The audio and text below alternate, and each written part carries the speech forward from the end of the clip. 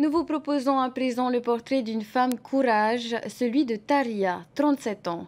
Elle est la seule femme mécanicienne à la centrale électrique d'EDT à la Punarou. Cela fait près de 10 ans qu'elle travaille dans un milieu majoritairement masculin. Les débuts n'ont pas toujours été faciles, mais sa passion pour la mécanique l'a emportée sur le reste. Sophie Gebel et Noémie Strit l'ont rencontrée. Regardez. 25% de femmes à EDT pour 75% d'hommes. À la centrale de la Punarou, Taria est la seule à travailler en tant que mécanicienne. Noyée dans un monde majoritairement masculin, son maître mot, le courage. Alors là, c'est de la métrologie. Je suis en train de mesurer le logement des segments. C'est un travail qui demande de la précision. C'est impressionnant, quoi. C'est une centrale, hein. C'est pas une voiture, c'est pas un bateau, c'est la centrale de Thaïs. Taria est fière de contribuer à la production d'électricité dans la plus grande centrale du Fénois. Sa passion pour la mécanique est née lors d'un voyage en Nouvelle-Zélande.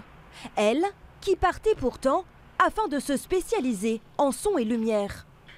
Et je me suis retrouvée dans une famille où le père de famille, en Nouvelle-Zélande, le père de famille, justement, c'était un retraité de la Navy.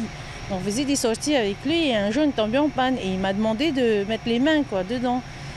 J'ai bon, avec mon père, je faisais de temps en temps des petits trucs. Et donc je l'ai aidé et on a réussi à s'en sortir. Et c'est là qu'il m'a demandé. Et c'est que même mes parents, enfin pas ma-même, mon père, il m'avait plutôt poussé dans cette direction.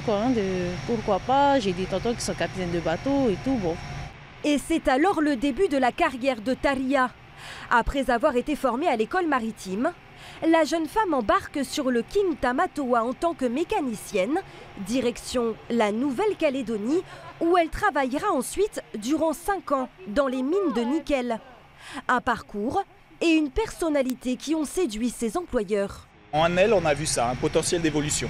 On voit quelqu'un qui s'intéresse, qui a envie d'apprendre les choses. Et ça, c'est très important pour nous.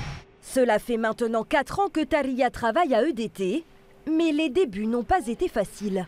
Ils étaient quand même curieux, hein, une fille.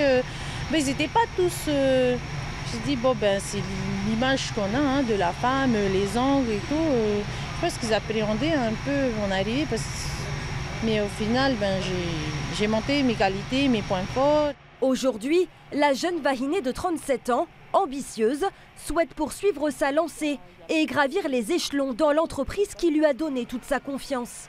Elle a d'ailleurs un mot pour celles qui souhaiteraient prendre le même chemin.